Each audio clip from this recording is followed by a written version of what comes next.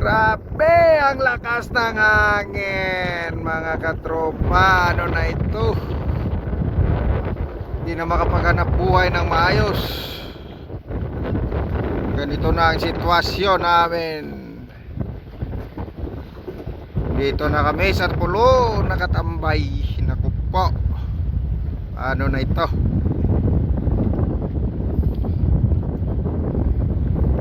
Ayan o, may isang bangkang nakatambay din.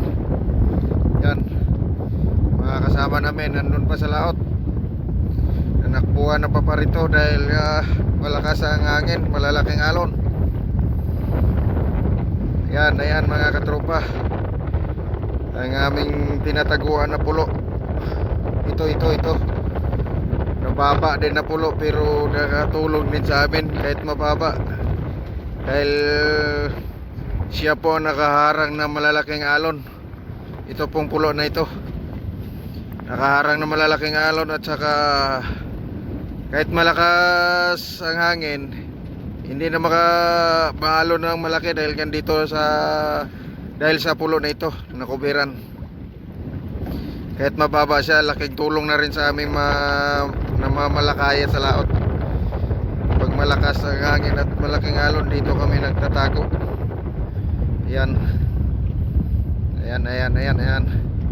may isang magka natulog na lang dahil nga grabing hangin. Yan o, bandera payapay.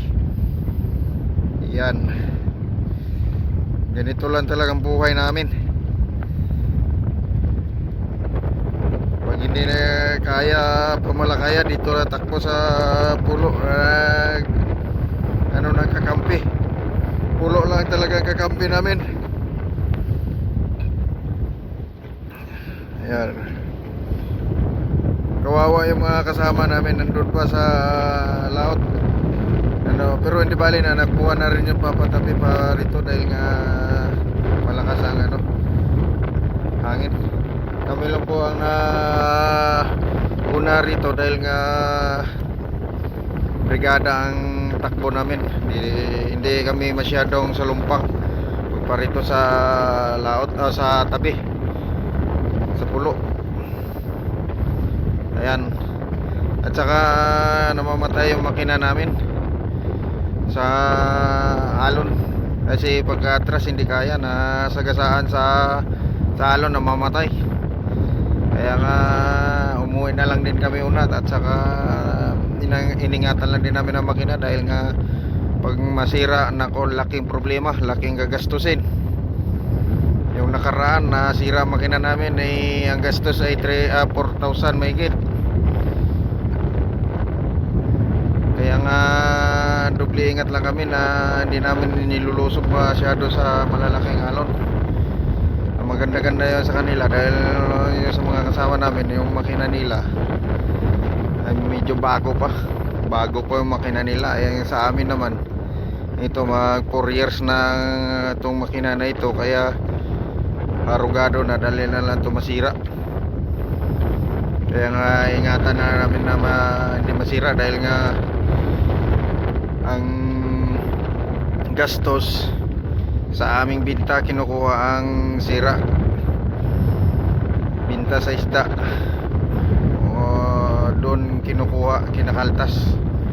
Ang halimbawa gasto 4,000, doon kinukuha sa aming binta. Halimbawa makabenta kami ng 8,000, doon kinukuha yung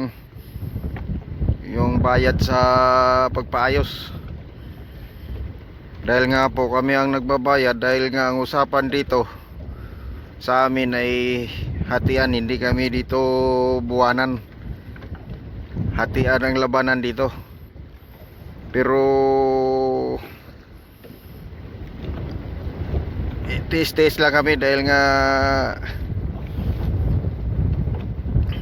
ganito ang pinagsimulan kasi na usapan na hatian, pero sa palagay ko parang hindi naman hati. Sabagay lamang naman din ang amo dahil nga sila ang amo.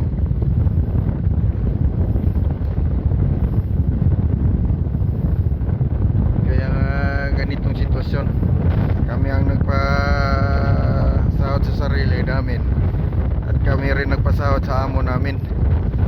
Dahil nga po kung hindi kami lalaot or hindi kami makalaot, walang income, walang sweldong mangyayari. Dahil ang sweldo nanggaling din sa aming pagsisipag, pagtitiis, nagsusumikap kung paano magkaroon ng maraming isda. Kaya nga ganito, doble ingat lang din sa makina. Dahil nga pagdating sa gastusan, kami doon kinukuha sa kabuuan naming binta. Kami ang nagbabayad. Hindi sabi na ang amo nagbabayad. Ang amo walang nilabas na kahit 1 real na ibayad doon sa nasirang makina, kundi sa amin pinagpaguran, pinagsikapan, doon kinukuha sa binta.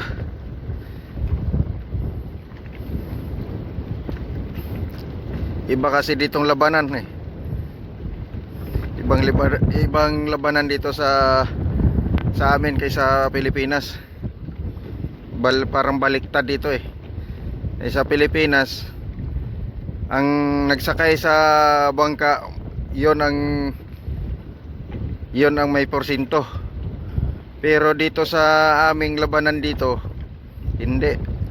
Ang amo kumukuha ng 20%, sila ang kumukuha ng 20%. Pagkatapos pag may sira sa bangka or sa makina, kami pa ang nagbabayad.